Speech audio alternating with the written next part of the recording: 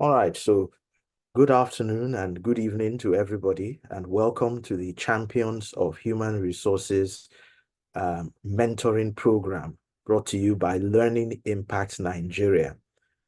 Today's program, as always, builds on the four capabilities of the Dave Ulrich HR Champions model. And particularly today, we're going to be exploring human resources management as people champion.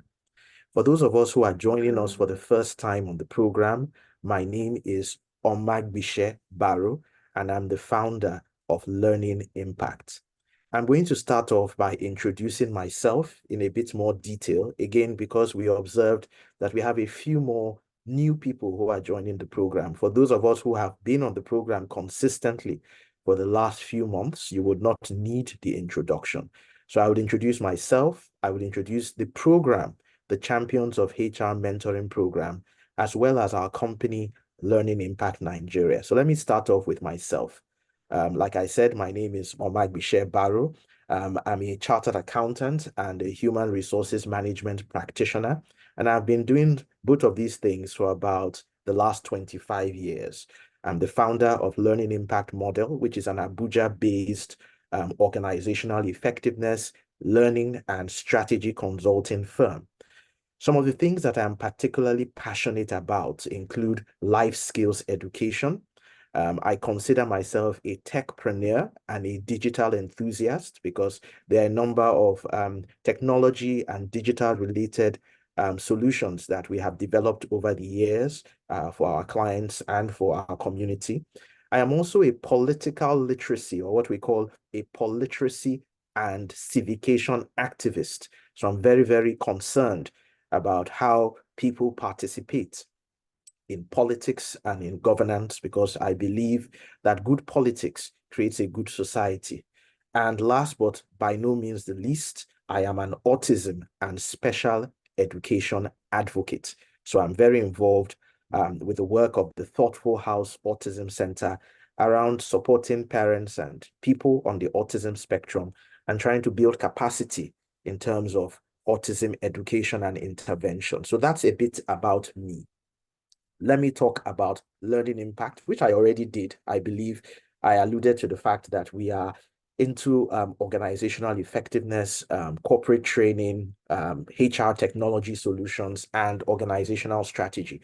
And we also offer solutions in life skills education, books, board games, and learning resources to capacitate young people in the areas of leadership and personal effectiveness, creativity and innovation, communication skills, and very importantly, financial literacy, which is, again, one of the things that I am very passionate about.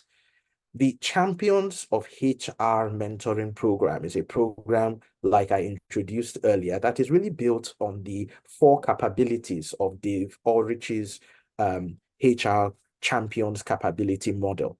Dave Ulrich is a distinguished professor of practice at Michigan Ross Business School, where he has for many years led some of the conversations and teaching on the practice of human resources management.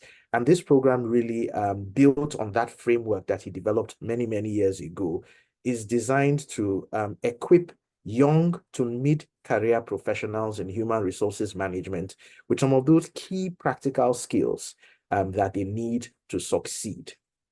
I facilitate the sessions every month on the third Saturday of every month, and we have done so. This is the fifth in the series, and we are very grateful to our participants who have come out every time to get that mentoring.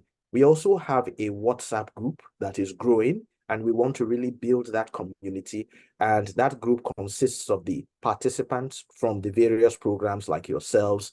And if you haven't been added to the group already for any reason, please feel free to check in with the admin Learning Impact Model. You can just send a note with your telephone number and you'll be added to that group. So the group is meant to continue to, pursue the conversations and get more mentoring and more support from our team of organizational effectiveness consultants. So again, I welcome everyone to our program. Thank you for your time. Thank you for participating. It is Saturday, and I know we have many things that we want to do. So it's always good that we are interested in learning, especially about our very noble profession, human resources management.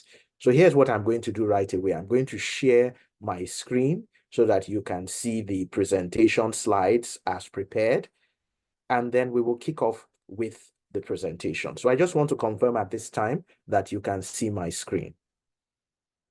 Anybody for a virtual chocolate who can confirm that they can see the screen? Yes, we can see it. Excellent. Thank you, Chinedu. And so you get a virtual chocolate. Chinedu sounds like somebody that would like Toblerone. So Chinedu, here is your Toblerone. It's virtual. You're meant to catch it, unwrap it, and when you eat it, you're meant to say to make everybody else jealous. Yeah. So enjoy that chocolate. So we're going to jump in right away. The format for the program is, as always, I would make a presentation about the subject matter of the day. In between, I would pause. We would have some interactions and possibly a couple of, at least one breakout activity where we would go into breakout rooms to discuss and explore some of the issues more intimately with each other as professional colleagues. Okay, so it's human resources management as people champions. I already introduced myself, so let's jump into our learning objectives. I see, yes, Chinedu, please go ahead and perhaps share your mobile number so that we can add you. So you can share that with the administrator who is tagged Learning Impact Model. Thank you for that. So in terms of our learning objectives and our outline, it's now on the screen. There are 4 things that we would like to cover. First, the new agenda.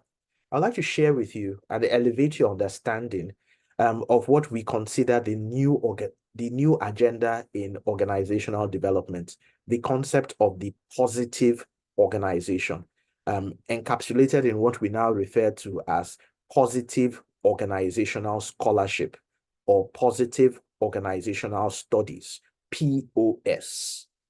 Building on that introduction, I would share with you the principles and tenets of POS. What are some of those underlying principles and tenets? And why am I sharing these 2 things with you?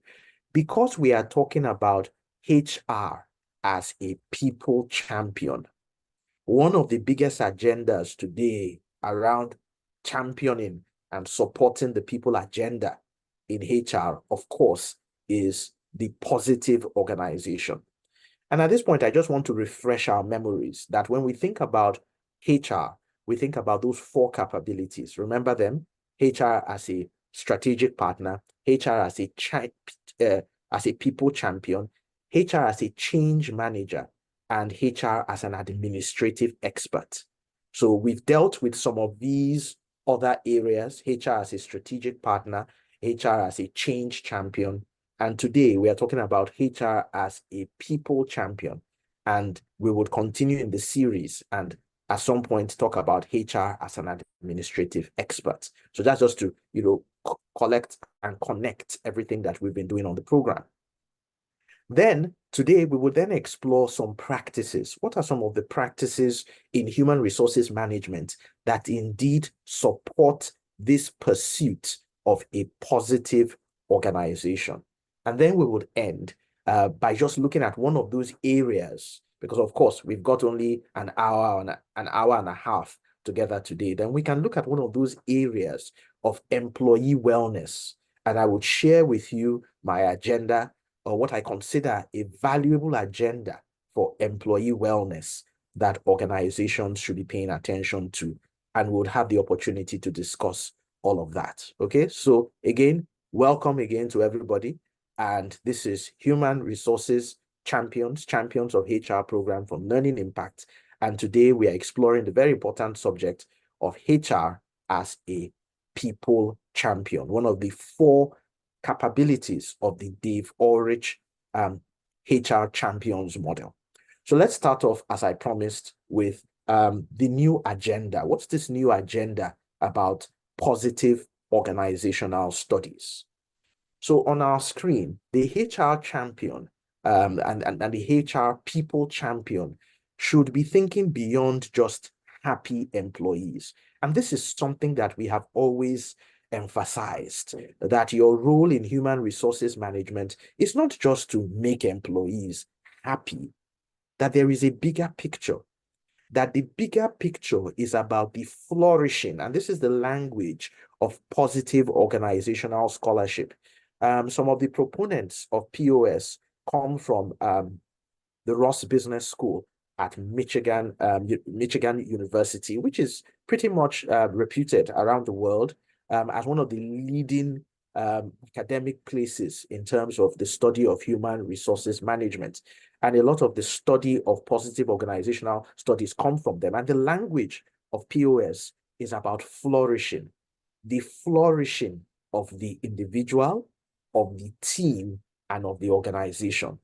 So this, ladies and gentlemen, HR professionals, is the new agenda, that we don't just want employees to be happy. We just don't want the organization to be successful in the short run. What we want is a flourishing of the individual, of the team, and of the organization.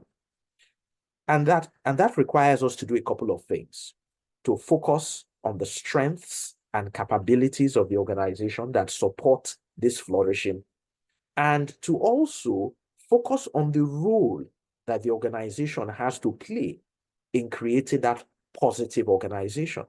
So what are we saying here? Organizations today want to flourish.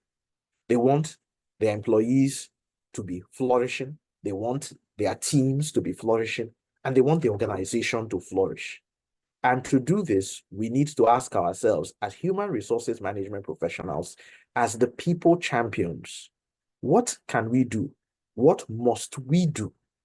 And that, ladies and gentlemen, is the subject of our conversations today. So this is the new agenda. Some of us may be privileged to have been exposed to information about positive organizational studies, and for some of us, it might be something new. So let's dig deeper. Let me share with you now some of the key principles of positive organizations. What are those foundational principles that drive this focus of flourishing organizations, flourishing teams, and flourishing people? The first of the principles, and I've highlighted some of the key words in red on your screen, is the contextual nature of flourishing. And I want to simplify this. What this means is that flourishing is about context. It's about organizational context, meaning that if you want to flourish, you must create an organization that has the environment, the culture, the leadership, the people to ensure that flourishing happens. So flourishing isn't something that you just wish. You've got to be deliberate, and you've got to create the organization and the mindset and the attitude that supports it. So there is a context to it. Secondly, on the screen is about the synergies between the positive and the negative experiences. And this is very important. So the fact that we are in the pursuit of a positive organization doesn't mean that things will not go wrong. Let's not kid ourselves.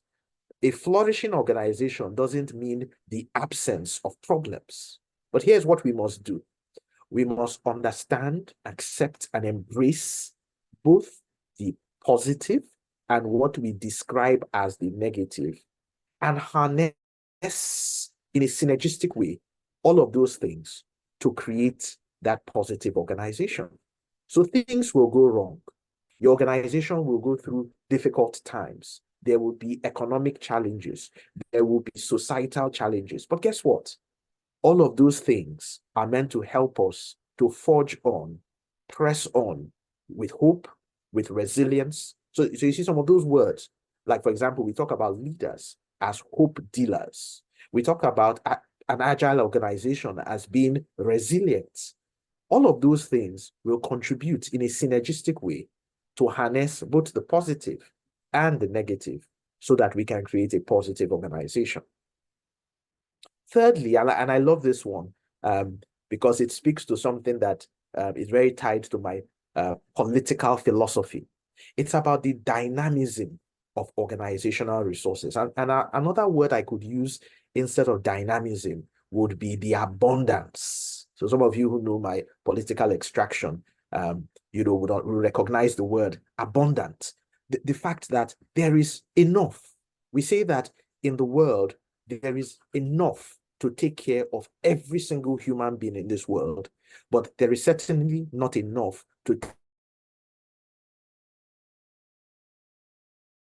take care of the greed of one person. Organizational studies, here's what we are saying, that organizations have abundance of resources. We don't have a poverty of resources. And we often think about life, think about HR. Sometimes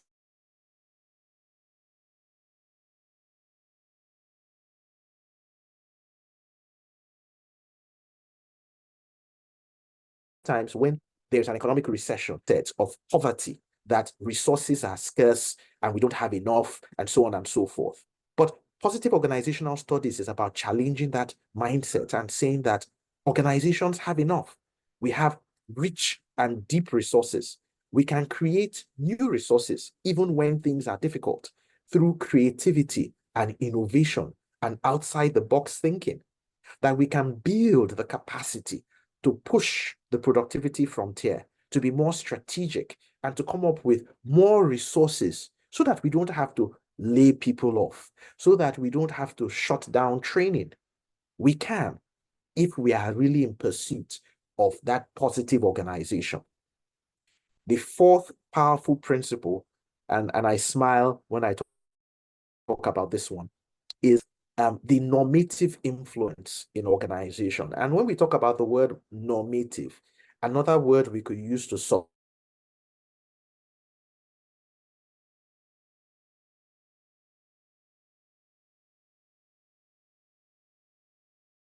substitute, that if the leaders of the organization are good, if the employees in the organization are good, if everybody in the ecosystem is good, then we would have an organization where people flourish. Then as HR people, we will be able to achieve our mandates of being people champions. And I find this very interesting because some of the people who have done research in this area have made very interesting observations. And one of the most interesting observations comes from a guy called Lance Sandilands, Professor Lance Sandilands, and he's also from Michigan school, Michigan University, the Ross Business School. And Professor Sandilands talks about, he is a professor he mixes theology and organizational behavior. And he talks about the fact that if we all want a good organization, where does good come from? And I want you to think about this. What is the ultimate origin of good? So because he is a religious person and a person of faith, he says that all good comes from the Almighty God. And then he argues that if organizations want to be positive and they want to be good, because being good is a precursor to being positive, then organizations and organizational leaders need to be rooted in the ultimate source of goodness, which is God. So it's a very interesting play where he brings in his Christian spirituality, into the concept of organizational studies, and says that if you are not rooted to God, then you will continue running around and scrambling and trying to become a good organization, and you may never achieve it. And the point here, of course, in our Nigerian context, which is absolutely important, is that remember, good does not necessarily mean that you go to mosque every Friday, you go to church every Sunday, you attend all the prayers and you do all the things you are meant to do. Those are acts of devotion and acts of religiosity. But what we really are looking for is a deeper spirituality that really ties into creating a positive organization. And interestingly, some people who have that deep spirituality that is really godly, they don't even actually go to church or go to mosque, which is quite interesting. So at this point, I'm going to pause and I'm going to just ask, what do you think so far about positive organizational studies and all the things that we have been talking about.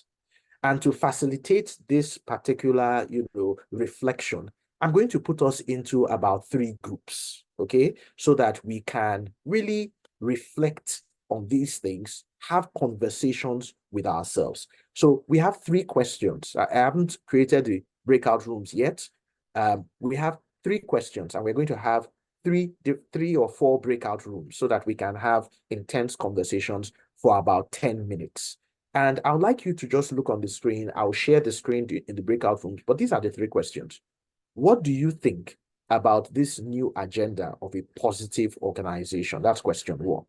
Question 2, which of the 4 principles of the positive organization resonated the most with you and why? And how can this principle or this pursuit of positive organizations affect our practice, not practice, our practice as human resources managers? So 3 questions, and we will sit in our rooms for about 10 minutes, have the discussion, and then we will come back and I will take some sound bites from a couple of the groups. Okay, so does anybody have any questions about the instruction and the expectation? We'll discuss all the questions for groups. So you're not just talking about one particular question. You have 10 minutes. There are about 3 to 4 people per group. If there are no questions about the groups, I will be opening the rooms shortly. Questions going? Going? Anybody with a question? All right, so it means can go yes, on. there's a question. Okay, please go ahead. What about those that joined late? My internet was misbehaving, was throwing me on and off. We just observe in the breakout group. No, you can't. You don't have to observe. Participate. The people who are in the room with you may have been there at the beginning, so they can summarize some of the conversations for you and share with you their own thoughts, so you can listen and you can interact. You've got 10 minutes to interact with Okay, 3 other people, so don't worry about it. I'm sure hopefully the other people will guide you. And of course, at the end of the program, as always, we will share the link to the video recording of this so that people can get the recording. Yes, please. Yeah, sorry, internet connectivity is quite poor though. Please, can you quickly share the principles, the 4 principles again? Oh, sure. I'm actually driving, Okay. so yes. All right, Yeah, so I'll do this very quickly. It's on the screen. Yeah. The contextual nature of flourishing, meaning that if you want to create a flourishing organization, then you've got to work on your organization because the context of the organization creates the flourishing. Secondly, the synergies of positive and negative experiences that you've got to take what is positive and negative in your organization to create flourishing. We should not pretend that negative things will not happen. Many negative things will happen, but we have to work with the negative as well as the positive to create the organization, the positive organization we want. The dynamism or the abundance of organizational resources is the 3rd principle, that to create a positive organization, we must recognize that we can do more. We don't have to think in a poverty mentality. Oh, our organization doesn't have enough resources. We're not making enough money. The economy is bad. No, rather, part of creating a positive organization is tapping into our resilience, tapping into our innovative and creative capacities, and having those things support us to create that organization where we flourish and where we thrive. And then the normative influence, the part about positive organizations are about virtues and being good. And that if you want to be a positive organization, then you have to be virtuous. You have to do the right things. You have to stand for the right things. You cannot have bad character. You cannot have a mercenary culture. You cannot have a criminal or a corrupt culture, a greed culture, and then somehow expect that you will create a positive organization. So I hope that that summary helps, and I will be opening the breakout rooms now. Thank you, sir. Please join your breakout rooms, and let's spend 10 minutes discussing the 3 questions that I will be putting up on the screen. Enjoy, and when we come back, we'll pick up some of the sound bites from a couple of the groups. Not all of the groups, but some of the groups. The rooms are open now. We can pause the recording. Out room session. All right, so welcome back everyone from the breakout room session. And we can really see the challenges we're experiencing with internet connectivity all through the week and into the weekend. And lots of the participants on the WhatsApp group have indicated their inability to join us. And I can see that some of us who are here physically are likewise struggling. So we just believe that everybody is back in now. And for those of us who just joined after the breakout session, I was just commenting about the challenges with the internet and how it is affecting participation. But please be rest assured that the mentoring session today is being recorded.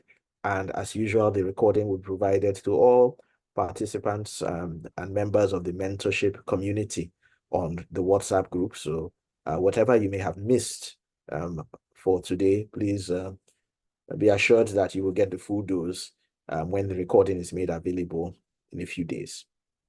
So let's ask. So in terms of your discussions, I imagine it may have been challenging. There may have been groups that may have even had 2 people or 3 people who, were thrown in and out.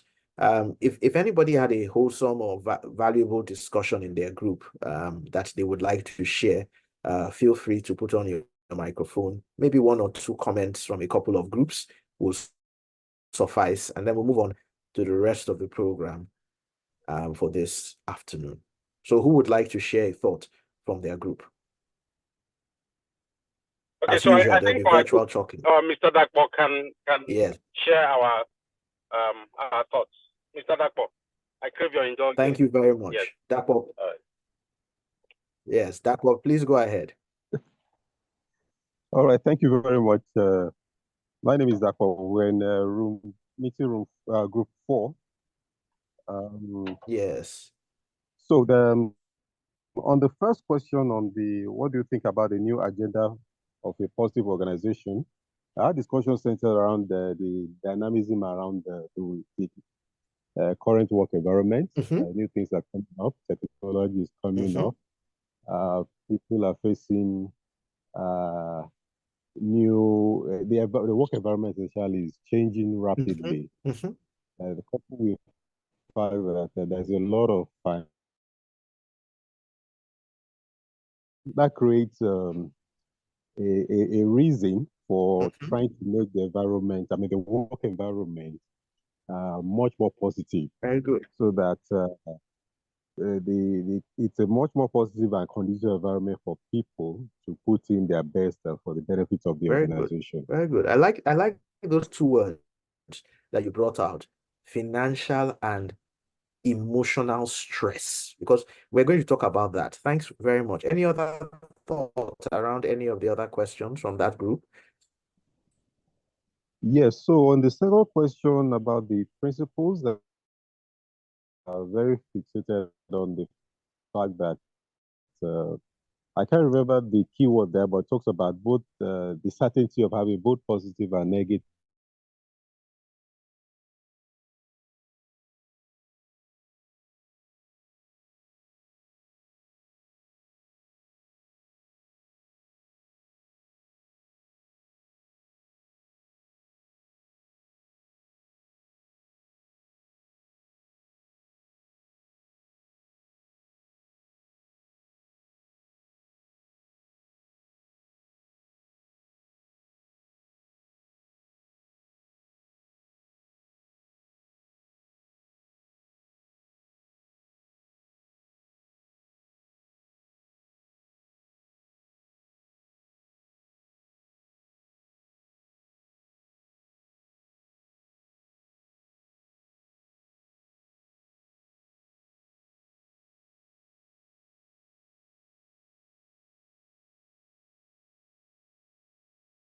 events that will occur.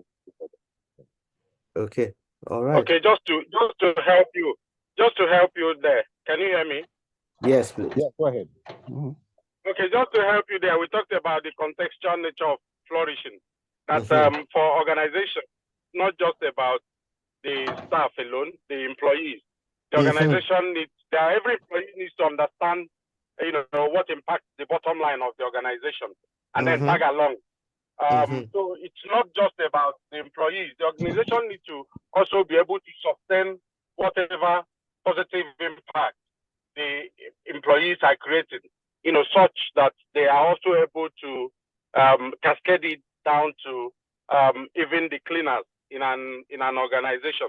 So that creates a contextual nature of flourishing. We also talked about synergies, in terms of positive and negative experiences. So I gave an example of an employee who has just joined the organization, and during the first week of onboarding, the employee experiences culture shock, something that he has seen done differently in the organization he's coming from. But in this new organization, it's done differently. So that presents a culture shock. He needs to be able to marry this shock, this negative experience, with the positive experience he's also learning in order to contribute to the organization. Very good. Excellent. Excellent contributions from that group.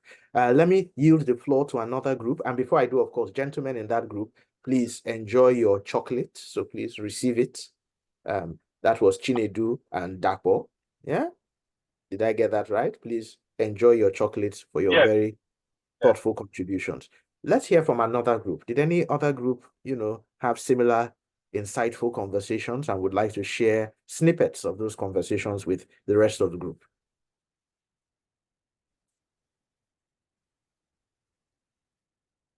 Anybody? I see Adaku's mic. Well, I can say something, although. Yes, go ahead, Adaku. Yeah, I can say something, although I joined late. From what Modupe and I talked, from what I got from her, I think we have to talk about the values like integrity, character of an organization or workers in an organization. That from their character, you'll be able to achieve the overall objective of the organization. If you have good morals, good character, then it will align into the objective of the organization to achieve the aims and objective of the organization. Very good. So that's the need to. Yes, and remember, Adaku, and I'm very happy you brought up that one. And it speaks to that point that you want a positive organization, you want a good organization, but are you good? Or at least are you trying to be good? So if you don't have a good character and you don't have good values and good virtues, then how can you believe somehow that out of nowhere, you know what I mean, goodness will come to your organization? It's not going to happen. So it's garbage in and garbage out, So very interesting that you also discussed that perspective. So again, thanks very much. I think that was Modupe and Adaku, right? Please receive your virtual chocolates for your contributions and your very thoughtful insights into the conversation that we had. So we're going to press on now and wind down today's conversation by just focusing on a couple of more things. The first, practices that support positive organizational studies. And these practices are not practices that are at all novel. They are the things that we have been doing as HR managers. But I just want to show the connection between these things that we have been doing and continue to do and positive organizational studies and this whole pursuit of a positive organization. So organizations have always been concerned with alignment, employee alignment. And I think that HR professionals need to even become more prudent around recruitment and selection. My biggest theme around this always is square pegs in square holes. You've got to find the right people, the people who have the right person to organization fit, person to job fit, person to environment fit. We have to really improve the quality of recruitment and selection, because once we get the right people in the room, once we have the A players, once we are a top graded organization that only attracts people who are really going to perform, then a lot of our problems in the organization disappear. Everything will not disappear, but a lot of them will disappear. You are more likely to get a positive organization when you have square pegs in square holes. If you have square pegs desperately trying to fit into round holes, then it's going to be a challenge. It's going to be a bigger challenge to create a positive organization. The second is around employee motivation. So, of course, part of what we do in human resources management is to create a culture, the leadership culture and the organizational culture. Here's what I'm saying. As human resources champions, as people champions, this is part of our important agenda to ensure that we have the right leadership culture, we have the right organizational culture. We cannot we can never say that we are overdoing an investment in leadership development. We can never say that we are overdoing an investment in cultural alignment. Because if you do not have all of this, if you do not have, and someone is asking a question about, what drives all of this, if the management are not ready for POS, and then if the management are not ready for POS, then you are in the wrong place. So it now comes to this alignment issue, because all of us have to answer this question. Do you, as a HR professional, work in a positive organization? If the answer is yes, then if your organization is not aligned with some of that, and the values and virtues of the leaders of your organization is not aligned with that, then maybe you need to start dusting your sandals, like the people of faith say, and finding somewhere else where you can create and co-create a positive organization.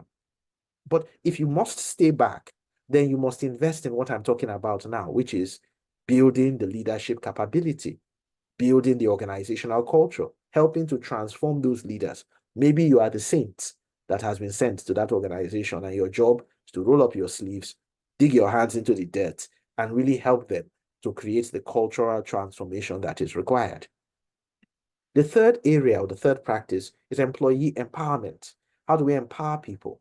And in our last or second to the last edition of this program, we talked about HR as a change manager. That every time there is change in your organization, change of a policy, change of a process, change of a product, change of a system, that you must carry people along the work of change management and leading organizational change. That is how you empower people, by having conversations with people, by explaining to them the rationale, the why of what you are trying to do, getting their inputs, co-creating the solution with them. That it is when you do all of these things that you will empower people. So when we say we want to empower people in our organization, the key practice that supports it from a HR perspective is what? Is change management. The fourth very important thing is employee experience. Think about employees as customers. So today we talk about customer experience management. How about employee experience management? That as employees go through the employee life cycle, you need to change your mindset as a HR practitioner to start thinking about that employee as a customer, and thinking about your HR life cycle products as what they are, as products. You've got to sell these products to the line managers. You've got to sell these products to the employees. Selling doesn't mean forcing it down their throat. Selling means engaging with them, explaining to them, ensuring that they have a good experience, quantifying this experience through surveys and feedback, and taking the outcomes of those surveys and feedback to enhance that journey and experience that employees have. So fourth very important practice around employee experience management is about optimizing the employee life cycle. And then, by no means the least, the concept of employee wellness.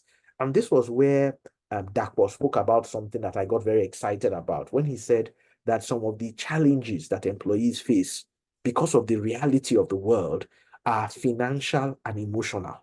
So here's my question for you. Are we as HR practitioners implementing interventions that will support both the financial, emotional, and other challenges that people are facing? But because there are others. And in fact, I'm going to talk about those others. That for me would be the end of our conversation today, where I would like us to focus on some of those things that we can do in the area of employee wellness. Overall, HR practices that support positive organizations are really what we call HR involvement practices. And I want to make that distinction here that some of us are HR practitioners and we think about HR in two extremes. Either we are HR control, where HR is like a policeman going around and policing everybody. So we have HR control practices. Or we think about it in the extreme of HR involvement practices. Here's what I would like to propose, that we need to balance control with involvement.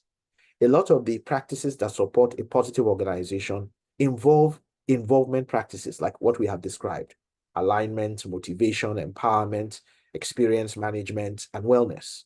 But we must also incorporate HR control practices like performance management, like strategy, some of the hard parts of HR, because it is in combining these elements together that we will create an organization that thrives, that flourishes. And in that organization that thrives and flourishes, the departments and the units and the teams, and of course the individuals, ultimately will also thrive and flourish. Finally, a HR agenda for wellness. So just building on what Dapo and was it Chibuzo spoke about, if I got it correct, there are a number of things that we believe that this time organizations must pay attention to. And I have shared 4 of them on the screen. Because of the realities of the modern economy, the modern society, and the workplace, these things are critical. Think about, for example, parenting. The fact that unlike any other time in the history of humanity, dual parents are in the workplace. So you've got mother and father working, sometimes even in the same organization, in the same industry, with the same stresses, with the same demands on them. These things affect marital life, and they affect their ability to be successful parents. What is your organization doing about this? Are you doing what they told me when I started work? My boss told me, keep your emotions and your emotional baggage outside. We are a financial institution. And in financial institutions, we deal with financial instruments. We do not deal with people's emotions and people's problems. Is that the mindset of your organization? Or are you doing things to support parents and people who are married to cope with some of the emotional, sociological, and psychological challenges of parenting and being married and working? Because if you avoid or you pretend that those things are not your business, guess what? They will affect your productivity. So what are companies doing?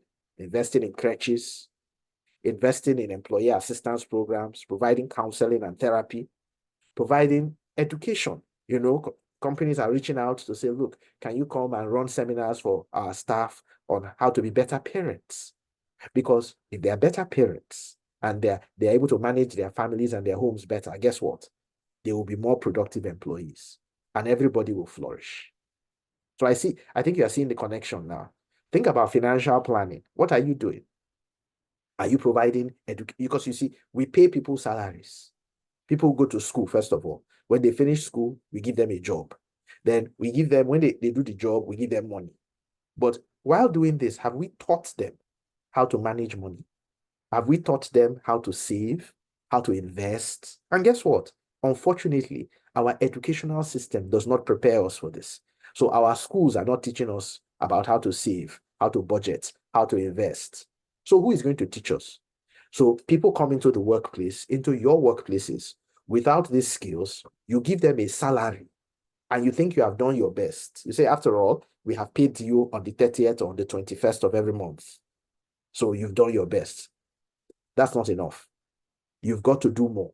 You've got to intervene, education around financial planning.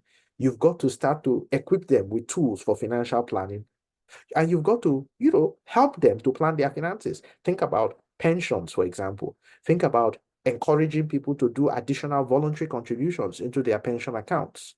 Think about getting people to invest in proper investment instruments for the long term.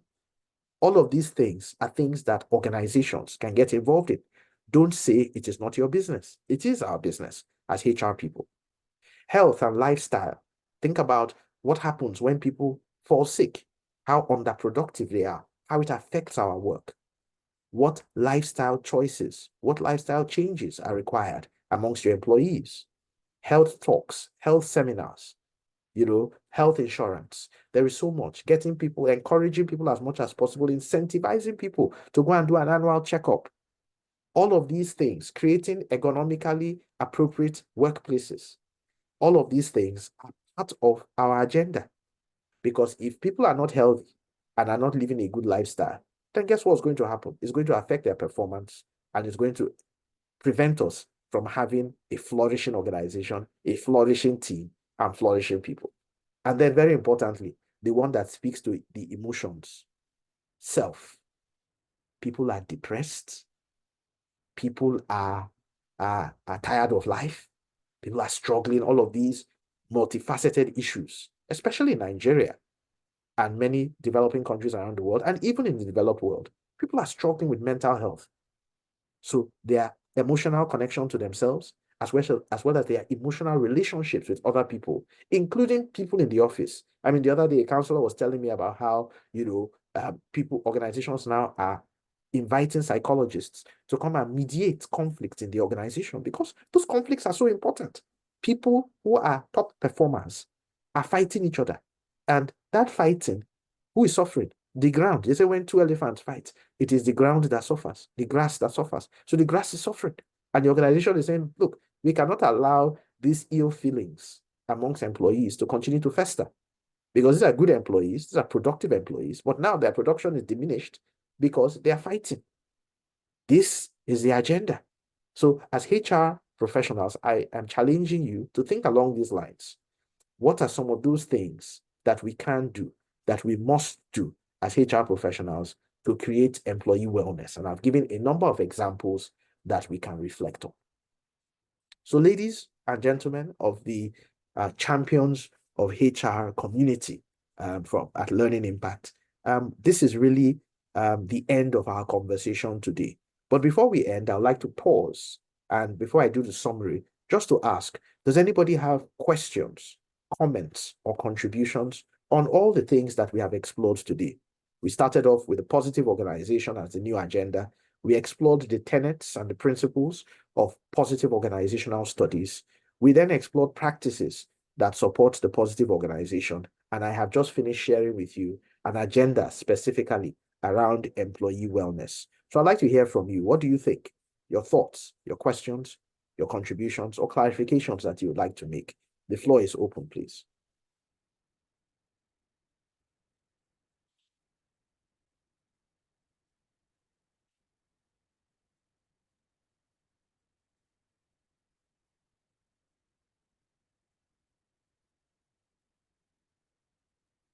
Questions? Don't be shy. Comments? You don't have to put on your camera.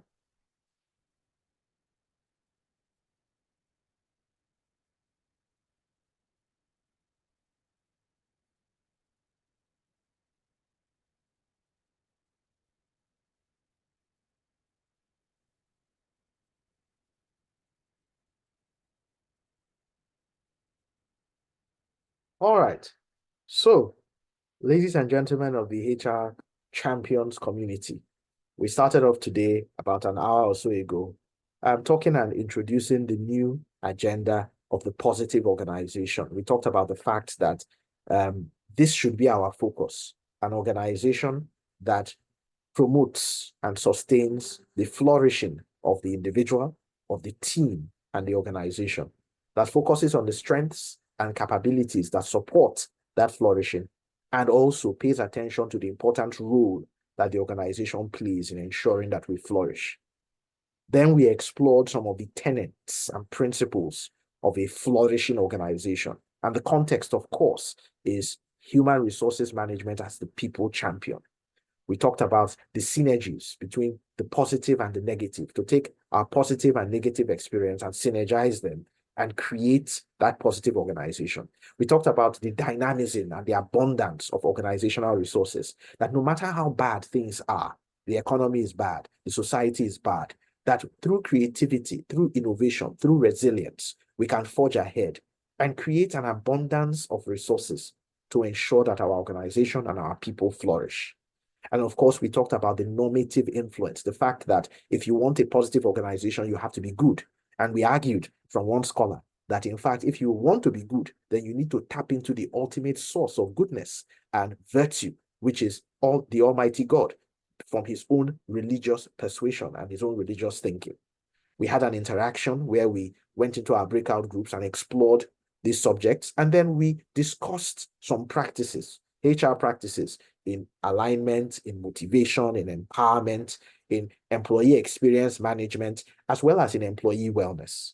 And then we concluded with an agenda, and I proposed to you 4 areas that you should pay attention to as a HR practitioner when it speaks to employee wellness. Number 1, financial planning, because the economy is bad and people are struggling and people were not taught about how to manage their finances. And when people don't manage their finances properly, it affects their productivity. It leads them to unethical behavior that are detrimental to the flourishing of the individual, the team, and the organization.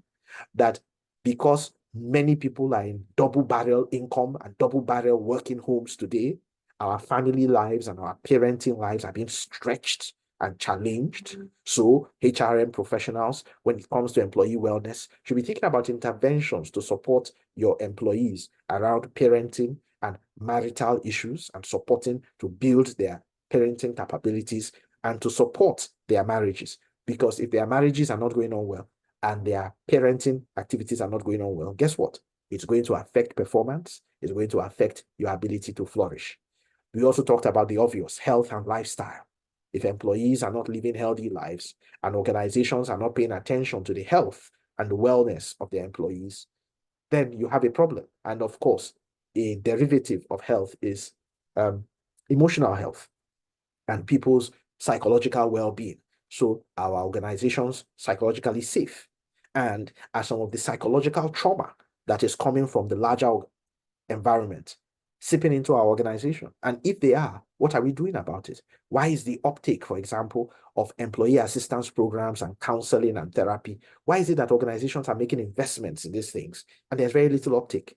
Maybe it's because senior leaders in the organizations are not coming out to tell us by example that they too are dealing with some stress and they too are seeing a therapist. And maybe it's because HR people, some of the people we are talking to, are also not doing this. So maybe we are not good exemplars of what we want. So we've invested massively in employee assistance programs for people to take advantage of therapy and of counseling. But we, the HR people, are not taking advantage of therapy and counseling. So what do we expect will happen? People will not do the same. So what can we do as HR to drive this new agenda? Ladies and gentlemen, I would like to thank you for your time and for your attention as we have spent the last hour together on HR as people champions. My name is Omagbise Baro. My colleagues from Learning Impact Model are very pleased and happy that you have been able to join us for this hour-long session.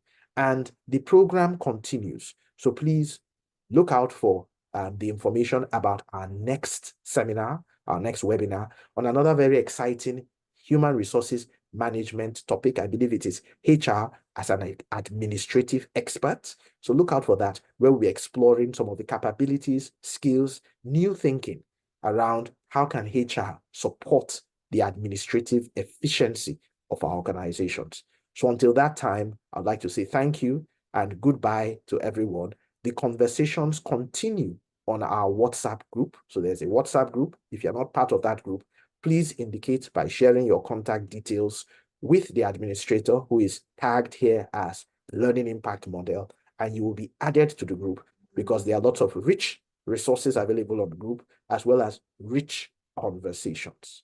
Thank you all. Enjoy the rest of your afternoon and the rest of your weekend. Bye-bye, everybody. Thank you. Bye-bye. Thank you, sir. Bye. All right. Take care, everyone. Thank you for a wonderful session. Thank you. We appreciate that. Bye.